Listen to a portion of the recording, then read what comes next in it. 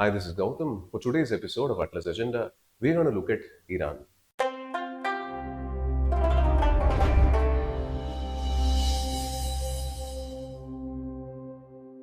And thanks for the comments on the previous video regarding the Arctic Circle being the latitude of 66.5 degrees north. And based on that, you were able to eliminate the countries and organizations which is given as part of the question.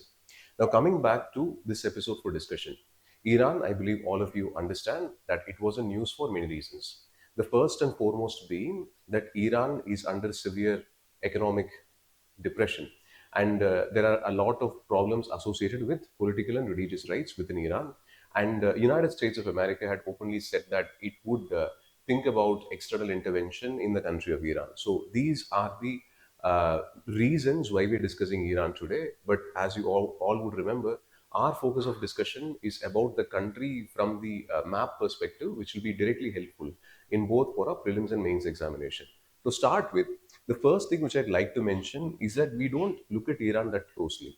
Anytime we prepare West Asia map, we are usually concerned about countries which are there in the Arabian part of peninsula. For example, if you take Saudi Arabia or Qatar or Yemen or United Arab Emirates. But please understand that Iran is not part of Arabia. Okay, Iran is a different type of culture. Okay, in the ancient times, Iran was called as Persia. So Persians, their predominant language is Persian or Parsi, and it is culturally very different from Arabia. So that's what I'd like to start with. Now we'll go to the physiographic features and see how Iran's physiography is predominantly determined by mountain ranges. That is the topography map of Iran, and you can clearly see from the map that the larger section is, towards the western side, towards the northern boundary, and even towards the eastern side. You can see that the elevation is much higher. Okay, average elevation is more than 1,500 meters with respect to mountain ranges. So Iran is technically a mountainous region on the borders with a plateau in the center. And please don't be fooled by the presence of mountains. If you go to the western side or the eastern side of mountains, which are present right here, you will see that these areas are in green color. So those are your coastal plains, and those coastal plains are present everywhere. Now, from the exam perspective, you have to know about mountain ranges which Iran has with reference to Iraq towards the western side. This mountain range is Zagros. The second mountain range which Iran has is towards the Caspian Sea, and that mountain range is present right here is Elburz. Now, keep it in mind that you have mountain ranges towards parts of Turkmenistan also, which is an extension of your Elburz mountain ranges, which is Opet Dagh, and you have mountain systems close to the border with Pakistan in the province of Balochistan. So, in the central region of Iran, since you have mountains on all sides, you have an internal inland range, and that region is mostly a desert because the conditions in Iran is closer to arid in the central part. The primary reason being your offshore trade winds, which creates a desert climatic condition not just in parts of Arabian Peninsula or the northern portion of Africa, but also in the Iranian plateau. Now, talking about your physiographic locations, even though there are not many rivers which are present in Iran, an important river is present on the western side of Iran originating from Zagros Mountains. To appreciate the importance, we have to go to two mountain systems which you already know. As all of you would remember, there are two important river systems in Iraq, that is the Tigris and Euphrates system, which you can find right here.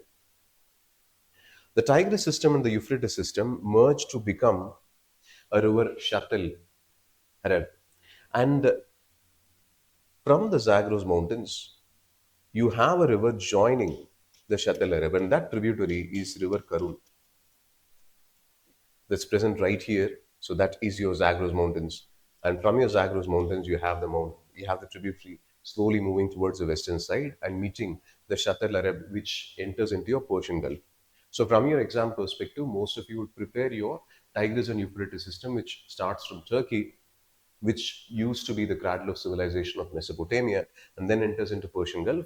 Please note that we have an important river right here, which is a tributary of Shatil Arab, formed after the merger of Tigris and Euphrates. And the second physiographical point, which again is in current affairs, is present right here. That is Lake Urmia. So, in case they ask you for your match the following question, keep that in mind that Lake Urmia is present in Iran. Why was it a news? Well, not because of its saline nature. You can understand why it is saline because it is present in a desert climatic environment with greater rates of evaporation. The reason it was a news is because in the last 30 years, the lake has shrunk enormously, close to 90 to 95%.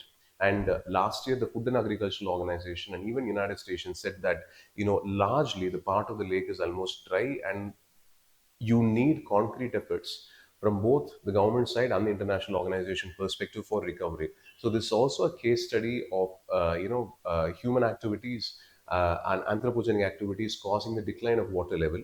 So for match the following, keep Lake Urmia in mind after the mountain ranges and the tributary which we discussed. Now for the borders, which we have to pay more attention. Keep that in mind that if you take Iran, Iran borders seven countries. On the northern side of Iran, you have Azerbaijan, you have Armenia, and then you also have Turkey. When you prepare, you have a natural tendency to forget about the countries of Armenia and Azerbaijan right here. And on the western side, it has a very lengthy border with the country of Iraq. Please keep it in mind that Iran has no border with Israel. Israel is located too far away, bordering your Mediterranean Sea.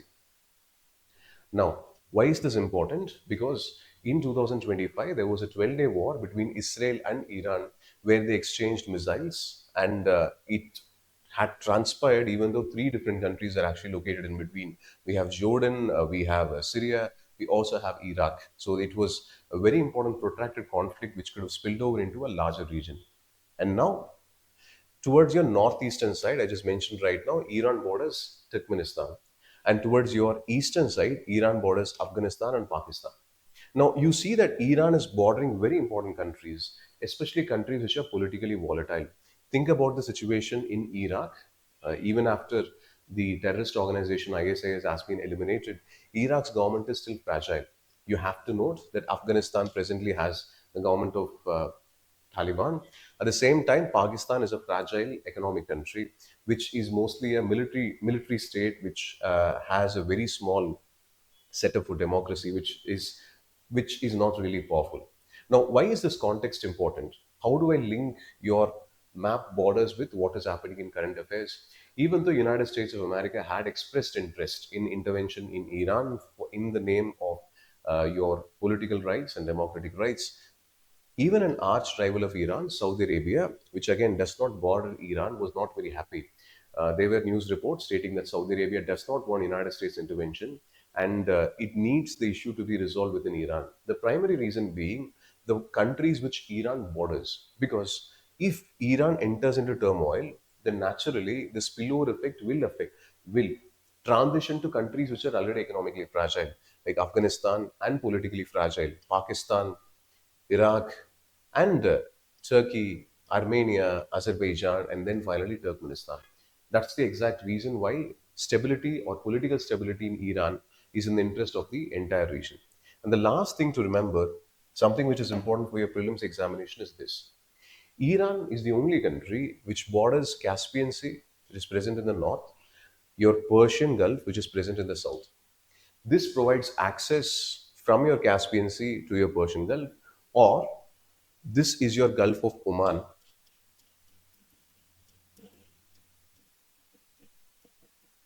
and through Iran, it is possible to travel towards your Gulf of Oman, which is part of the Arabian Sea. Because of this transition point, Iran is an important geopolitical country, and I'm pretty sure that most of you are following news regularly would know about the issue associated with Chabahar port. Also, India had a plan towards the southeastern part of Iran, the Chabahar port, which was closer to the Balochistan province of Pakistan. So again, international affairs is something which constantly keeps changing. So we'll wait and see how the issue transpires. But please remember that Iran's borders are important because of geopolitical reasons, and secondly, please remember it for your prelims examination, and it is the only country you have to think about when it comes to the issue with bordering waters, that is, water bodies. That is, you have your Caspian Sea in the north, the Persian Gulf in the south, and then finally the Gulf of Oman. And to wrap it up, it will be incomplete if I don't mention the economic importance. Iran may not have the largest reserves of oil in the world, but keep that in mind. It has the third largest reserves of oil in the world. At the same time, it has the second largest reserves of natural gas in the world. So when it comes to fossil fuels, Iran is an important country. And the last point to note is the Strait of Hormuz.